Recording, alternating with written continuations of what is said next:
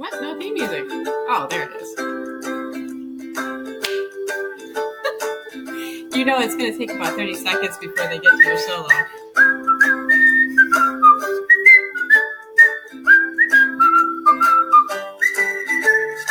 See? It answered me. All right. Yeah. We're gonna do a fade out. Welcome to the Ben and Lauren Show. Another week down. So, what did we do this week? Let's go back to Sunday. Oh, Catherine turned 18, my sister. Yeah, Catherine turned 18. Her sister. Your mom had a birthday. And my mom had a birthday. Birthday week. We're not going to mention any ages. And yeah, Catherine's proud of her age. We had no funerals this week. Well, yes, we did. Monday and Tuesday. Yeah, we did on Sunday. That was our last one. Okay, Sunday was our last funeral. Okay. Now we got an almost funeral-free week. Big news this week. We got our car fixed. And our car's fixed. Used to be you could hear us coming down the street because it rattled. Yeah, we bought our car back almost exactly 2 years ago. 3 years ago. And it has served us very well. Now it is rattling and making all sorts of noises. And we took it into the shop, and the rattle is gone. Happy days. Bearing in the muffler system and a damaged heat shield. My favorite part was the electrical board shorted out, and we had no speedometer, no odometer, no gas gauge. And we're just driving along, hoping we're going the speed limit, hoping we still have gas. Well, that's not so surprising because, if you're sitting in a driveway and that kind of thing goes out, you got to get home. But the thing is that we left it for how long? Yeah. Well, was it like 6 weeks that it was out? Yeah. I kept thinking, what would happen if a police officer pulled us over? Do you know how fast you were going? Well, no officer. Honestly, I don't. Can you tell me? Well, why don't you know how fast you're going? Well, you see my perhaps your radar gun can inform me. It's like, oh, goodness, that just went out and we're on our way home. We'll have to get it fixed tomorrow. I didn't know our car could go that fast. So I was glad we got that fixed, yeah. Turns out our instrument cluster is dying. I guess it's what happens when a car gets to be 14 years old. Things start dying. Was it 2004? Which really means it's 2003 because the car always wants to sound like next year's model when it's this year. Right. So we drive a 2003, made in 2003 vehicle. Yep. And has over 200,000 miles on it, and it's still moving along good. It's looking really good. Yeah. Yeah. And all the original powertrain's still there. So we got the oil changed, we got new tires, got the rattle taken care of, the electrical board is working as far as we know. You still have to whap the headlight to turn it on, I think. Yeah, I think you probably still have to do that. You turn it on, one headlight's on, and you have to go around the front of the car. And but other than that, it works fine. I mean, it works fine. It's the Millennium Falcon. Bang! So we got the car fixed, and we had to do that because we're going to Arkansas. Right. We're getting things ready for Arkansas. One of the biggest concerns we have is storage. We don't have enough room to store all the stuff we need to bring. Yeah, unless we put a kid on the roof, then we might have enough room. Well, we bought a little trailer. Yeah. So we got a trailer. It's basically like a gate that you stick on the back of the vehicle. It's cantilevered off the back bumper. Right. And you can put your totes and put your whatever on there. And we'll have room for 6 totes. All the time we've gone camping, the only amount of totes we ever could bring was 1. So I've always only gotten 1 tote in the car. And we've got a car topper on top. So we don't have a lot of room inside the vehicle because we have a lot of children to put in there. We are going off-grid camping. That means you have to bring everything. Serious supplies. You even have to bring a toilet. Anything. Well, you don't have to, but you should. We're not even bringing a toilet. We're just bringing a bucket. Actually, we're not even bringing a bucket. We're going to buy a bucket when we get down there. And then we might throw it out before we come home. And we might not even bring it home. So, getting prepared to do that takes a lot of work. And at least we're throwing away the contents. But anyway. Everyone else who's going is talking about, we're going to bring a 12-foot trailer. We're going to bring a 16-foot trailer. And there's no way you can get enough stuff for 7 people in that little itsy-bitsy cute thing. And like, well, it's twice as much room as we've ever had before. And we do have 6 people. So we feel a little more prepared to go down to Arkansas. Before we were feeling a little overwhelmed. Excuse me. Yeah, up until this week, we've been spending a lot of time saying, okay, we're going. How are we going to go? We don't know. We're going to go somehow. And we looked at refurbishing a trailer, and we looked at buying a trailer, and we looked at renting a trailer. We knew we needed some kind of trailer, and borrowing a car, or renting a car. Right. So this was probably our cheapest option because we don't have to buy a trailer or buy all the stuff to retrofit Dad's trailer. Let's say best option. Okay, we'll stick with it. Best option. Option. We feel in much better shape this week than last week. We are actually going to get there, I think. without walking. That's a long It's walk. a long walk. And them some mountains out there. We've had an ongoing disagreement with our 9-month-old. Let's get serious here. Yeah, kids get to be about 9 months old, and suddenly they discover they can do what they want to do. They don't have to do what you want them to do. So one day I look over, and there's Daniel in the dishwasher. Yeah, my little Daniel, get out of the dishwasher. He looks at me and smiles. How are you going to make me, Mom? Yeah. Yeah, he's all cute and cuddly. But then when it comes down to come here. Then he sits there and cries, and he Yeah. doesn't come. So that's been all week. So basically, he and I have a disagreement. He believes that he could sit there, and I believe that I should be able to say as father, Daniel, come here. And he sits there and smiles at me. And Well, Daniel, now he just cries whenever you say, come Daniel, here. come here. Well, after he realizes I'm serious and I actually want him to come here, then he cries about it. And this goes on and on and on. I don't know what goes on in that little kid's head. That little child, you say, Daniel, come here. He thinks, no, I won't neither. So that's been an ongoing disagreement. Happens with every one of our kids about this age. Yeah. And they all do learn to come, but I think he's taking the cake as the most Don't stubborn. smell bad. I don't know what it is. He just won't come to. He'll come to her. You don't have milk.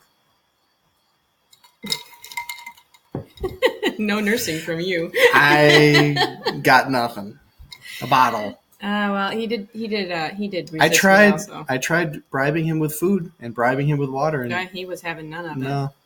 So that was a long, ongoing week with him. He's been in Ben's lap at every opportunity because he's spending time with Daddy. So now, if he was not in bed, he would be in my lap right now, most likely. He's sound asleep. But he's asleep right now. Yeah.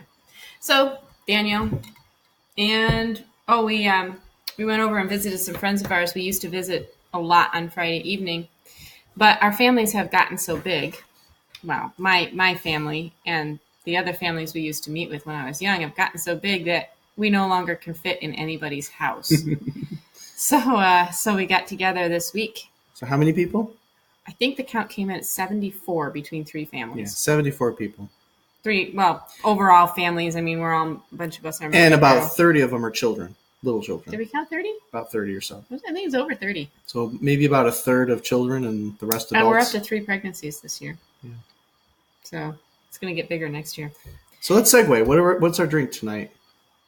Same one we had a few nights ago. I think we're not doing anything new. Coconut milk. Nothing too fancy, but it's pretty good. Makes me want to whistle. Well, it's hot. It's very hot. We're stingy about turning our air conditioning on. For one thing, it only air conditions half of our house. For the other thing, it's expensive. So we don't turn it on. We should be able to handle it. Lauren suggested tea, and I said I wanted tea. it better have ice in it. it better be iced tea. Well, but I've got a bunch of drinks that I'd like to try, but they all involve running the blender. Mm-hmm. Too noisy. Okay, so I think we've done drinks. We're not doing a food tasting tonight. We have that jam. We had nothing to have it on. We didn't get it ready. Maybe next week. All right. So I wanted to, since we were talking about Sukkot, I thought it might be interesting to talk about what it's like to camp with 4 children under the age of 5. We never have. I think it's just an extension of 4 children or 3 children under the age of 4. Well, we went out to Pennsylvania and we did some camping.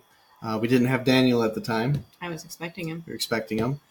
And my memories of that camping trip was rain. And rain. And rain. And rain. And it's our first time camping on a mountain, really, other than back when we were at Arkansas. I went to Arkansas in 2016, and we camped on a mountain, but we only had one rain that night. And our tent was sort of pitched, well, let's see if you can camera, like this. Right. So basically the rain that's a ran. bit exaggerated. Well, it was slightly sloped. Every night I got out of bed and put the kids back into their sleeping bags Yeah, you they roll were out all your sleeping they bag? were all at one end of the Yeah. tent. Wow. So anyway, so we didn't experience much rain that Sukkot. So when we went to Pennsylvania and camped, we saw this nice level flat area on the side of the mountain. We thought, that's great. And there was this area with no grass on it. We thought, this is perfect. It's like flat. There's no grass. It's like it looks perfect. Set up the tent there. We found out why it's flat. We had 3 nights of torrential rain, like so hard it sounded like someone was throwing buckets of water on the tent. And it turned out that nice flat spot is a lake. It's a lake. It just can't tell it's a lake. Probably. And we found out it was a lake as our tent began to float, pretty much. Water. There was so much water we were sitting in. It was coming up through the 2 tarps on the bottom of the I remember tent. seeing it coming up through the. So in the middle of the night, 1 o'clock in Like the a morning, sinking we've ship. got water pouring in buckets on the tent, and we've got 3 little kids in sleeping bags, and we're watching the water, and they're in sleeping bags on the floor. So immediately we start scooping them up and putting them on the air mattress because it has a rubber bottom.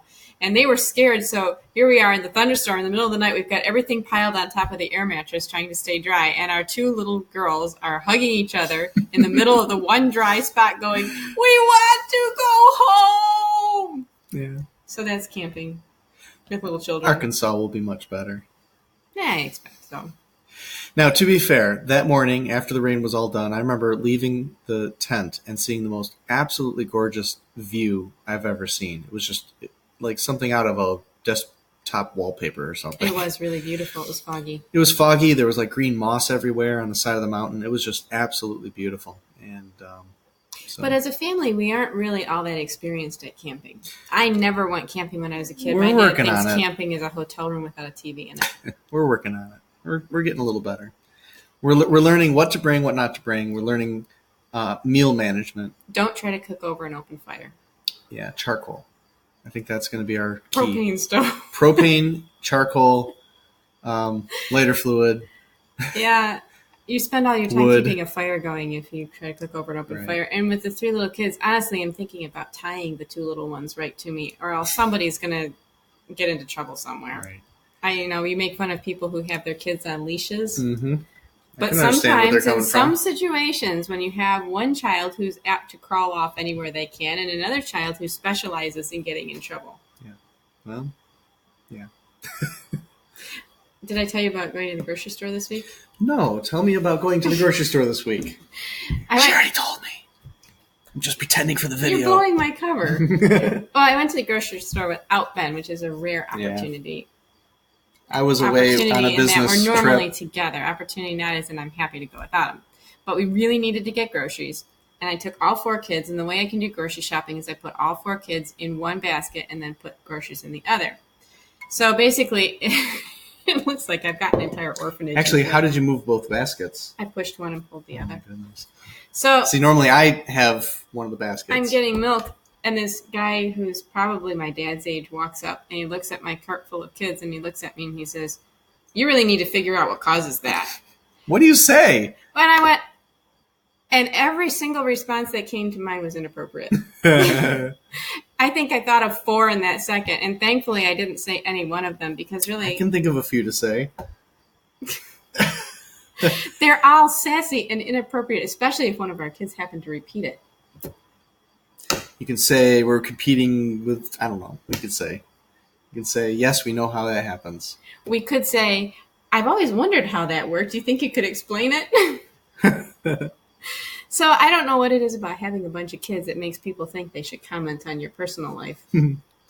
Say something along the lines of, "I always wondered how that happens." Can you enlighten me? I missed that class in school. Now, what I've heard is once you break that number 4 threshold and you get to number 5, that's when you get the really good comments. the people really start criticizing your Personal choices? your Self-control? your parenthood planning.